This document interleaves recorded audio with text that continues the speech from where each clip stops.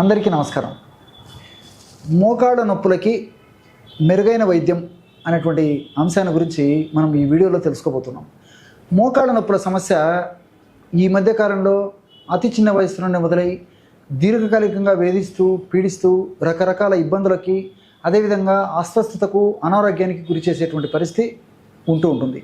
ఈ మోకాళ్ళ నొప్పులకు సంబంధించి చాలామంది అవగాహన లోపంతో విచక్షణ రహితంగా డాక్టర్ల సలహా లేకుండా కూడా ఆధునిక కృత్రిమ రసాయన ఔషధాలు వాడి తాత్కాలికంగా వాటి నుంచి లబ్ధి పొందినప్పటికీ దీర్ఘకాలికంగా అనేక రకాలైన ఉపద్రవాలు, అంటే గ్యాస్ట్రిక్ ట్రబుల్ రావడము, అదేవిధంగా కడుపులో అల్సర్స్ రావడము, అట్లే కిడ్నీస్ డ్యామేజ్ కావడము, లివర్ డ్యామేజ్ కావడము, అంటే ఈ ఎముకల్లో ఉన్నటువంటి బోన్ మ్యారో మజ్జ దెబ్బతిని దానివల్ల కొన్ని రకాలైన సమస్యలు రావడము, ఇలా అనేక రకాలైనటువంటి ఇబ్బందులు కూడా మరి వచ్చేటువంటి పరిస్థితి ఆధునిక కృత్రిమ రసాయన ఔషధాలు విచ్చలవిడిగా మరి డాక్టర్ల సలహా లేకుండా వాడడం వల్ల కలిగేటువంటి పరిస్థితి ఏర్పడుతూ ఉంటుంది. కాబట్టి మరి ప్రకృతిలో మనకు లభ్యమయ్యేటువంటి ఔషధాలపైన అవగాహన కలిగి ఉండి ఇలాంటి సమస్యలకి అటువంటి ఔషధాలను వాడుకోవడం వల్ల దీర్ఘకాలం పాటు వాడినప్పటికీ అన్నీ మనకు క్షేమదాయకంగానే పనిచేస్తాయి. సైడ్ ఎఫెక్ట్స్ లేకుండా అన్ని సైడ్ బెనిఫిట్స్తోనే మన ఆరోగ్యాన్ని చక్కగా తీర్చిదిద్దుకోవచ్చు.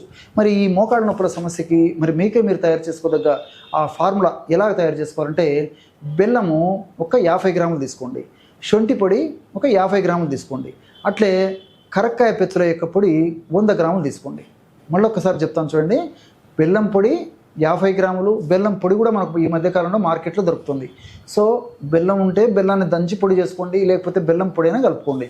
బెల్లం పొడి 50 గ్రాములు, అదేవిధంగా శొంఠి పొడి అది కూడా మనకు మార్కెట్లో దొరుకుతుంది, శొంఠి పొడి 50 గ్రాములు, కరక్కాయ పెచ్చుల యొక్క పొడి, అంటే కరక్కాయలను దంచి విత్తనాలు తీసేసి పైన ఉన్నటువంటి పెచ్చులు మాత్రమే కాస్త 1-2 రోజులు ఎండించేసేసి కాస్త వేయించేసేసి పౌడర్ చేసుకోవడం వల్ల అద్భుతమైనటువంటి కరక్కాయ పెచ్చుల యొక్క చూర్ణం రెడీ అయిపోతుంది. అలాంటిది చూర్ణం మార్కెట్లో దొరికేట్లయితే విచారించి అలాంటి చూర్ణమైనా వాడుకోవచ్చు అనమాట. కాబట్టి ఈ కరక్కాయ పెచ్చుల యొక్క చూర్ణం 100 గ్రాములు.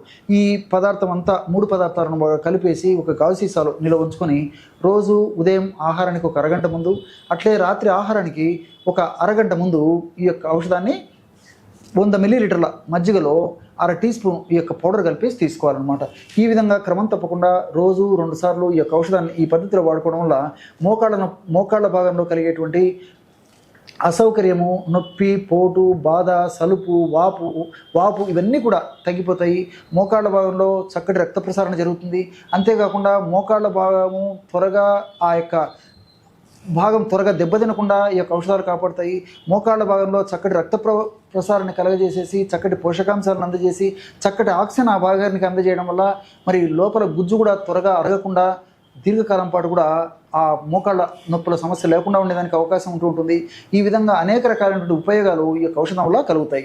అట్లే బెల్లంలో ఐరన్ ఉంది, కాల్షియం ఉంది, మెగ్నీషియం ఉంది, అట్లే ఫైబర్ ఉంది. మరి ఇలాంటివన్నీ కూడా ప్రత్యక్షంగా పరోక్షంగా శరీర పోషణకు ఉపయోగపడమే కాకుండా ఈ మోకాళ్ళ నొప్పులు సమస్య తగ్గించేందుకు కూడా చాలా చక్కగా ఉపయోగపడతాయి. అట్లే శొంఠిలో ఉన్నటువంటి జింజరాలు అనేటువంటి యొక్క పదార్థము, షాగోలు అనేటువంటి పదార్థం కూడా చాలా చక్కగా ఈ యొక్క సమస్య తగ్గేందుకు ఉపయోగపడుతుంది. దీంతోపాటు శొంఠిలో శాలిసైలిక్ యాసిడ్ అని చెప్పేసి ఒక పదార్థం ఉంటుంది, చాలామందికి తెలిసే ఉంటుంది.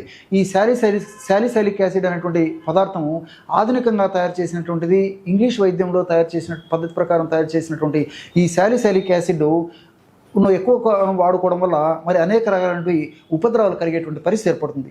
నొప్పులు తగ్గిపోయినప్పటికీ సైడ్ ఎఫెక్ట్స్ ఎక్కువ ఉంటాయి. కానీ ఈ శొంఠిలో ఉన్నటువంటి ఈ శాలిసైలిక్ యాసిడ్ మనం ఈ పద్ధతిలో వాడుకోవడం వల్ల శరీరంలోకి పోయిన తర్వాత శాలిసైలైట్స్గా మారుతాయి. మరి ఆ శాలిసైలైట్స్గా మారిన తర్వాత నొప్పిని తగ్గించేటువంటి అద్భుతమైన గుణాలు దానికి వస్తాయి అన్నమాట. కాబట్టి నొప్పి, పోటు ఇలాంటివి ఉన్నప్పుడు ఈ శొంఠి చాలా అద్భుతంగా పనిచేస్తుంది. అట్లే కరక్కాయలో చెబ్బిలిన్స్, అదేవిధంగా పాలీసాకరైడ్స్, టానిన్స్ ఇలాంటి అనేక రకాలైన రసాయన పదార్థాలన్నీ కూడా ప్రత్యక్షంగా పరోక్షంగా మోకాళ్ళ నొప్పులు, సలుపు, బాధ ఇలాంటివన్నీ కూడా తగ్గేందుకు చక్కగా ఉపయోగపడతాయి. అంతేకాకుండా ఇన్ఫ్లమేషన్ తగ్గించేందుకు కూడా చాలా చక్కగా ఉపయోగపడతాయి. ఇన్ఫ్లమేషన్ అనేటువంటిది ఎప్పుడైతే తగ్గుతుందో అప్పుడు ఇన్ఫ్లమేషన్ వల్ల కలిగేటువంటి కొన్ని రకాలైనటువంటి హానికారకమైన పదార్థాల యొక్క ఉత్పత్తి, ఆ యొక్క ఉత్పత్తి వల్ల కలిగేటువంటి నొప్పి, పోటు, మంట, బాధ, సలుపు ఇలాంటివన్నీ కూడా తగ్గిపోయేటువంటి పరిస్థితి ఏర్పడుతుంది. మరి ఈ 3 పదార్థాలు కలిపి మనం ఔషధంగా వాడుకోవడం వల్ల ఫలితాలు మరింత శక్తివంతంగా ఉండేదానికి అవకాశం ఏర్పడుతుంది. చూశారు కదా. ఇటువంటి సులువైనటువంటి ఔషధ యోగాన్ని మోకాళ్ళ నొప్పుల సమస్య తగ్గేందుకు మీరు ఈ వీడియోలో తెలుసుకున్నారో, మరొక వీడియోలో మరొక అంశంతో మళ్ళీ కలుద్దాం. అంతవరకు నమస్కారం. మీ చిట్టిపట్ల.